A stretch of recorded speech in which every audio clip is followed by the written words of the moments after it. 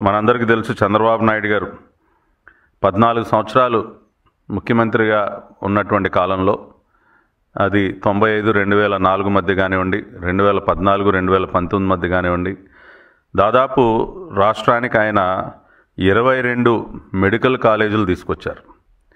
రాష్ట్రంలో 22 మెడికల్ కళాశాలల ఏర్పాటు వెనుక చంద్రబాబు నాయుడు గారి కృషి ఉన్నది అనేది మనం కాదనలేనటువంటి వాస్తవం.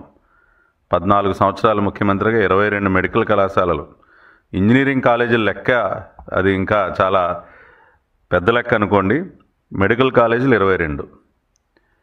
మళ్ళీ తిరిగి ఇప్పుడు వాటిపైన దృష్టి పెట్టి మళ్ళీ రాష్ట్రంలో మనం మెడికల్ కాలేజీలను ఏ రకంగా ఇంకా మెరుగ్గా ఏర్పాటు చేయాలి, అత్యున్నత ప్రమాణాలతో ఏ విధంగా ఏర్పాటు చేయాలి, మంచి ఇన్ఫ్రాస్ట్రక్చర్తో ఏ విధంగా ఏర్పాటు చేయాలి అనే ఆలోచన చేసి మళ్ళీ ఒక 10 మెడికల్ కాలేజీలు పీపీపీ మోడల్లో మనం తీసుకొస్తున్నాం.